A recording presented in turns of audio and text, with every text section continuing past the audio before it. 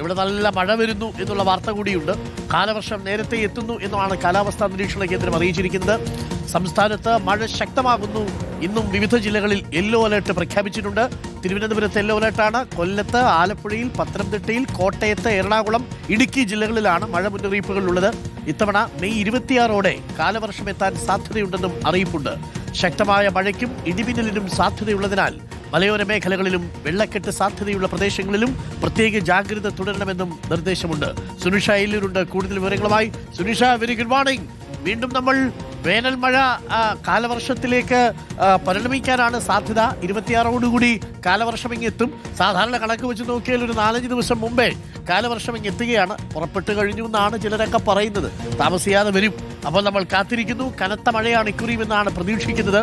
എന്തായാലും വേനൽ ഒഴിയുന്നു, വേനൽ മഴ വരുന്നു. ആ വേനൽ മഴയിൽ തന്നെ കെടുതികൾ റിപ്പോർട്ട് ചെയ്യുന്നു. കാലവർഷം ശക്തി പ്രാപിക്കുമെന്നാണ് മുന്നറിയിപ്പ്. ആൻഡമാൻ നിക്കോബാർ തീരം തൊട്ടിട്ടുണ്ട് ന്യൂനമർദ്ദമെന്ന് അറിയുന്നു. അങ്ങനെയാണെങ്കിൽ നമ്മൾ കാത്തിരിക്കണം. മഴക്കാലപൂർവ്വ ശുചീകരണ പ്രവർത്തനങ്ങളൊക്കെ തുടങ്ങേണ്ട സമയമാണ്. പുതിയ സർക്കാർ വന്നാൽ ആദ്യം ഏറ്റെടുക്കേണ്ട പ്രധാന പണിയും അവയായിരിക്കും അല്ലേ സുനിഷ? എന്താണ് കാലാവസ്ഥാ നിരീക്ഷണ കേന്ദ്രം പറയുന്നത്? Good morning Arun. ഒരു വേനൽക്കാലം കഴിഞ്ഞു, വേനൽ മഴയും കഴിഞ്ഞു. ഇനി അങ്ങോട്ട് കാലവർഷത്തിലേക്ക് കടക്കുകയാണ് എന്നുള്ളത് തന്നെയാണ്. ഈ പറഞ്ഞതുപോലെ ജൂൺ 1-നൊക്കെയാണ് സാധാരണയായി കാലവർഷം ഉണ്ടാകാറ്. പക്ഷെ അത് ഇത്തവണ നേരത്തെ എത്തുമെന്നുള്ളതാണ് കാലാവസ്ഥാ കേന്ദ്രം പറയുന്നത്. അങ്ങനെ നോക്കുമ്പോൾ മെയ് 26ഓടുകൂടി തന്നെ കേരളത്തിൽ കാലവർഷം എത്തുമെന്നുള്ളതാണ് മനസ്സിലാക്കാൻ കഴിയുന്നത്. ഇനി ഇപ്പോഴും ശക്തമായ മഴയ്ക്കുള്ള സാധ്യത സംസ്ഥാനത്തൊട്ടാകെയുണ്ട്. ഇന്നും യെല്ലോ അലർട്ടുകൾ വിവിധ ജില്ലകളിൽ നൽകിയിട്ടുണ്ട്. തിരുവനന്തപുരം മുതൽ ഇടുക്കി വരെയുള്ള 7 ജില്ലകൾക്കാണ് നിലവിൽ യെല്ലോ അലർട്ട് ഉള്ളത്. ഇവിടെ ഈ ഒറ്റപ്പെട്ട ശക്തമായ മഴയ്ക്കുള്ള സാധ്യതയാണ് കാലാവസ്ഥാ കേന്ദ്രം പറയുന്നത്. നാളെയും 8 ജില്ലകൾക്ക് യെല്ലോ അലർട്ട് ഉണ്ട്.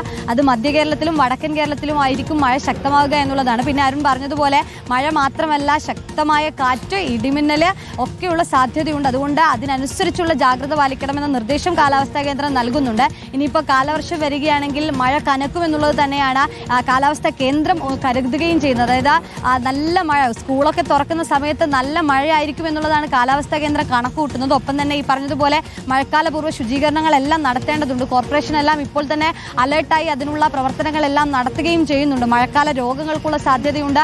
അതുകൊണ്ട് അത്തരത്തിൽ എല്ലാ തരത്തിലുള്ള ജാഗ്രത പാലിക്കണമെന്നൊരു നിർദ്ദേശം ദുരന്ത നിവാരണ അതോറിറ്റിയും ആരോഗ്യ വകുപ്പും എല്ലാം നൽകുന്നുണ്ട് എന്നുള്ളത് തന്നെയാണ്. ഏതായാലും വരുന്ന ദിവസങ്ങളിൽ മഴയുണ്ട്. ഒപ്പം തന്നെ അടുത്ത ആഴ്ചയോടുകൂടി കാലവർഷം കൂടി എത്തും. അങ്ങനെ നോക്കുമ്പോൾ ഇനി അങ്ങോട്ട് മഴക്കാലം തന്നെയാണ് എന്നുള്ളതാണ്. അതിനനുസരിച്ചുള്ള ജാഗ്രത പാലിക്കുക, കൃത്യമായി ഈ നിർദ്ദേശങ്ങളെല്ലാം പാലിച്ച് മുന്നോട്ട് പോവുക എന്നുള്ളതാണ്. ഏതായാലും മഴക്കാലത്തേക്ക് കടക്കുകയാണ് നമ്മൾ.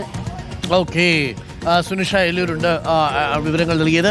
പ്രിയപ്പെട്ട പ്രേക്ഷകരെ, അപ്പോൾ മഴ വരാൻ പോകുന്നു. മഴ വരുമ്പോൾ പ്രിയപ്പെട്ട പ്രേക്ഷകർ പ്രത്യേകം ശ്രദ്ധിക്കേണ്ട 2 കാര്യങ്ങൾ. ഒന്ന്, ഇടിമിന്നലോടുകൂടിയുള്ള മഴയുണ്ട്. അത് ഈ വേനൽ മഴയിൽ ഇനി വരും ദിവസങ്ങളിൽ നമ്മൾ പ്രതീക്ഷിക്കണം. രണ്ടാമത്തത്, കനത്ത മഴയാണ് വരാൻ പോകുന്നത്. ജലാശയങ്ങളുടെയോ നീരൊഴുക്കിലോ ഒക്കെയുള്ള പ്രദേശങ്ങളിൽ താമസിക്കുന്നവർ പ്രത്യേകം ശ്രദ്ധിക്കുക, ഒരു മുൻകരുതലൊക്കെ എടുക്കുക. മഴ വരുന്നതിന് തൊട്ട് മുന്നോടിയായി വീടിന് മുകളിലേക്ക് ചാഞ്ഞു കിടക്കുന്ന വൃക്ഷത്തലപ്പുകൾ ഉണ്ടെങ്കിൽ അതൊക്കെ ഒന്ന് കോരി മാറ്റുന്നത് നന്നായിരിക്കും. കുട്ടികളോട് കളിക്കാൻ പോകുന്ന സമയത്ത് തുറസായ ഇടങ്ങളിൽ മഴ വരുന്ന സമയത്ത് കളിക്കരുതെന്ന് പ്രത്യേകം പറയണം. ചില വികൃതികൾ അതൊന്നും പറഞ്ഞാൽ കേൾക്കൂല. ഇനിയിപ്പോൾ കുറച്ച് ദിവസമേ ഉള്ളൂ സ്കൂൾ തുറക്കാൻ. അതുകൊണ്ട് കളികളെല്ലാം കുറച്ച് നേരത്തേക്ക് ഈ കുഞ്ഞുങ്ങൾ പ്ലാൻ ചെയ്തിട്ടുണ്ടാവും.